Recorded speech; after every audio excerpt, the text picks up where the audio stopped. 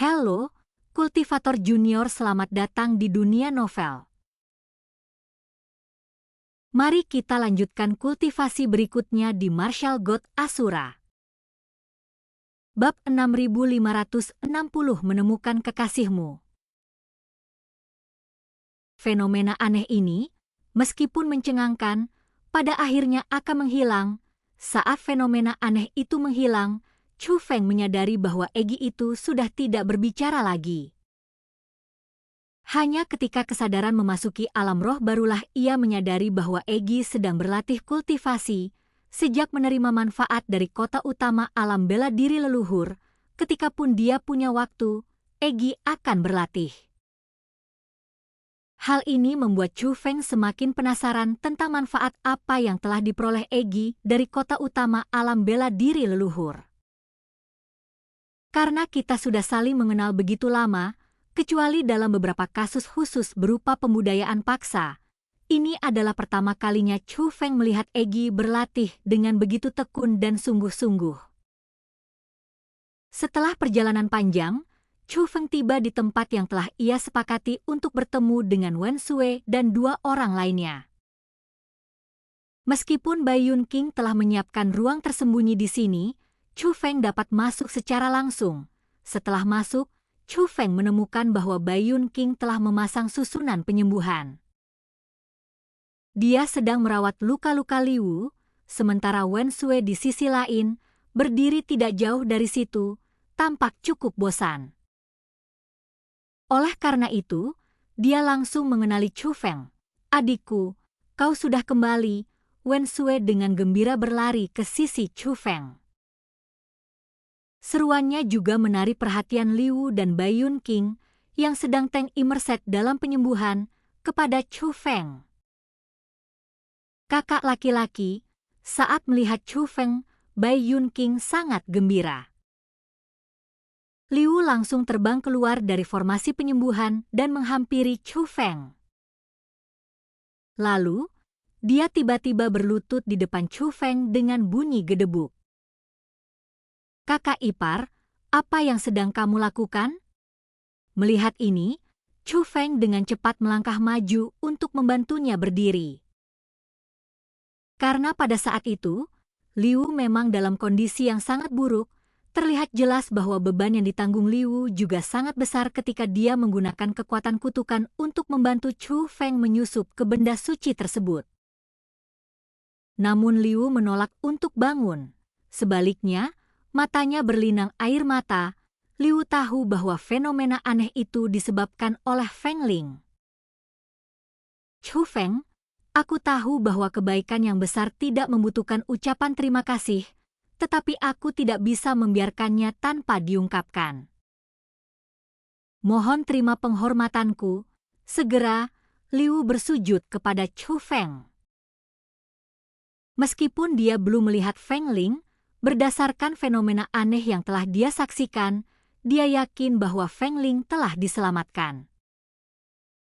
Tindakan Liu juga menunjukkan kepada Chu Feng bahwa mereka benar-benar memiliki ikatan persaudaraan yang mendalam.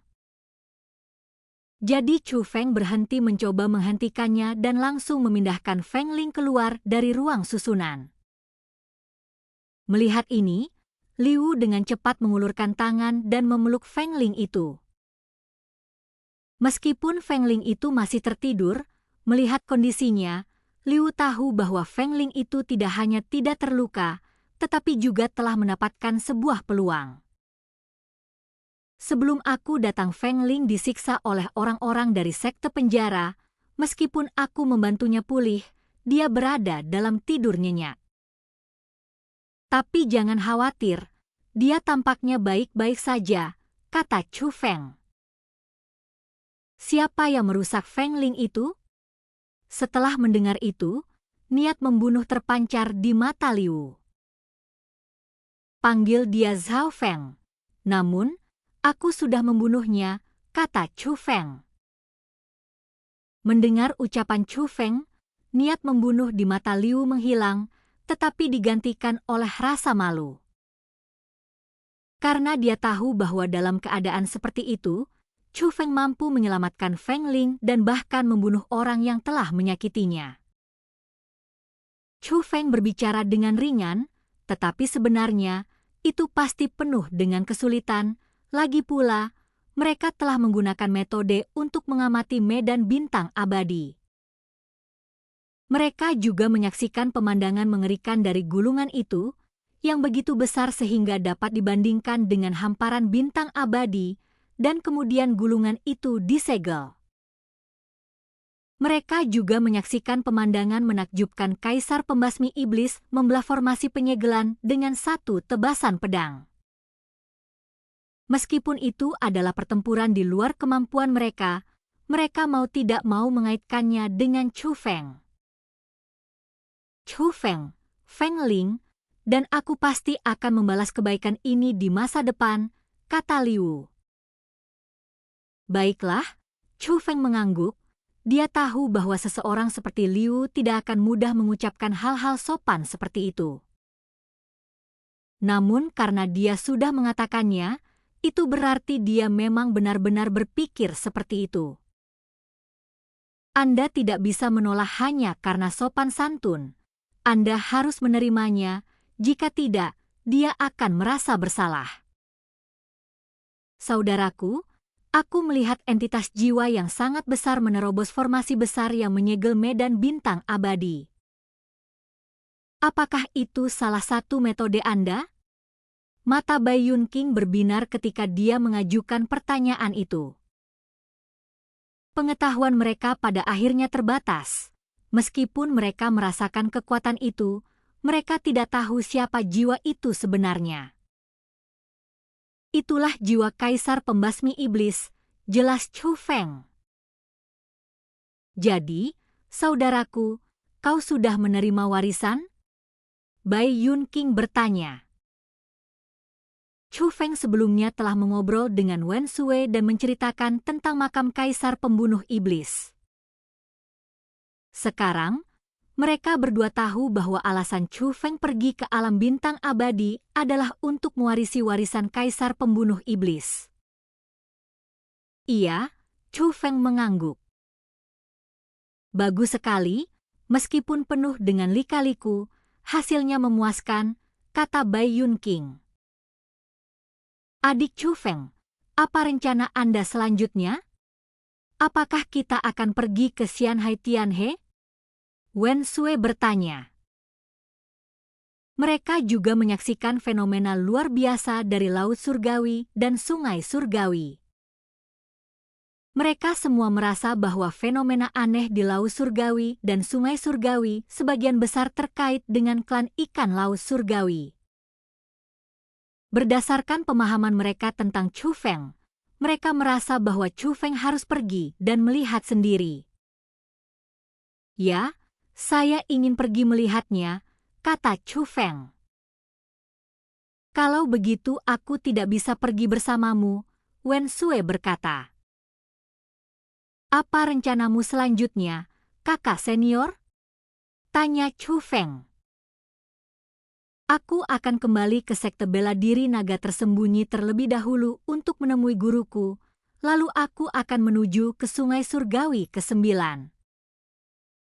Aku tadinya berpikir untuk mengajakmu pulang bersamaku, tapi sepertinya itu tidak akan terjadi, kata Wen Sui. Kakak senior, kalau begitu kita akan bertemu di Sungai Surgawi ke-9, kata Chu Feng. Baiklah, adik junior, aku akan pergi mengintai dulu, dan setelah aku menjadi kuat, aku akan melindungimu, Wen Sui berkata sambil tersenyum. Baiklah kakak senior, Chu Feng tersenyum dan setuju. Setelah mengucapkan selamat tinggal, Wen Sui langsung pergi. Saudara Chu Feng, Nona Liu sedang tidak enak badan, saya ingin membantunya pulih terlebih dahulu. Aku akan datang menemuimu lagi setelah kondisi Nona Liu stabil, kata Bai Yunqing. Kesehatan Nona Liu adalah hal yang terpenting. Meskipun Feng Ling menyebabkan fenomena yang tidak biasa, dia belum bangun. Mungkin dia akan membutuhkan bantuan Anda setelah dia bangun. Tugasmu sekarang adalah merawat mereka berdua dengan baik. Temui aku saat kau benar-benar selesai dengan pekerjaanmu. Saat Chu Feng berbicara, dia menyerahkan jimat lokasi kepada Bai Yun King. Dalam jarak tertentu, Bai Yun King dapat mendeteksi keberadaan Chu Feng. Setelah itu, Chu Feng juga meninggalkan tempat ini dan langsung menuju ke Laut Abadi dan Sungai Surgawi. Dia ingin menemukan Ziling terlebih dahulu, lalu menyelidiki situasi klan ikan laut abadi. Adapun Bai Yun King dan Liu, mereka tidak pergi dan bersiap untuk melanjutkan penyembuhan. Namun, setelah Chu Feng pergi sebentar, Bai Yun King menemukan bahwa alat pelacak yang ditinggalkan Chu Feng untuknya telah bereaksi. Khawatir sesuatu telah terjadi pada Chu Feng, dia buru-buru mengeluarkan alat pelacak dan baru menyadari bahwa alat itu berisi rahasia tersembunyi. Bahkan ada ruang penyimpanannya. Begitu dibuka, sejumlah besar tanaman obat berharga berhamburan keluar. Setelah melihat ramuan-ramuan ini, Liu terkejut. Bai Yun King tersenyum. Ini semua adalah harta karun alam yang langka dan berharga yang dapat membantu penyembuhan luka Nona Liu, dan masing-masing sangat berharga. Kakak laki-laki saya pasti takut Nona Liu tidak akan menerimanya, jadi dia menyembunyikan bahan-bahan langka dan berharga ini di dalam alat pelacak, kata Bai Yun King. Kakakmu yang lebih tua cukup bijaksana. Kamu seharusnya lebih banyak belajar darinya, itulah yang dikatakan Liu. Tentu saja, kakak laki-laki saya seperti orang tua kedua bagi saya dan juga panutan saya dalam hidup, Bai Yun King tersenyum. Ia segera menggabungkan semua ramuan itu ke dalam ramuan penyembuhan tersebut. Saat mereka bergabung, aura formasi tersebut meningkat secara signifikan. Bai Yun King bahkan lebih percaya diri dalam menyembuhkan Liu. Tepat ketika dia hendak mengaktifkan formasi tersebut, sesosok muncul. Nona Wen Sue? Bai Yun King dan Liu sama-sama agak terkejut melihat Wen Sue. Namun Bai Yun King dengan cepat menyadari alasan Wen Sue kembali. Apakah kau perlu menemui kakakku? Tapi dia sudah pergi ke Laut Abadi dan Sungai Surgawi, Bai Yun King menjelaskan. Namun Wen Sue hanya tersenyum tipis. Tidak, aku di sini untuk menemukan orang yang kau cintai.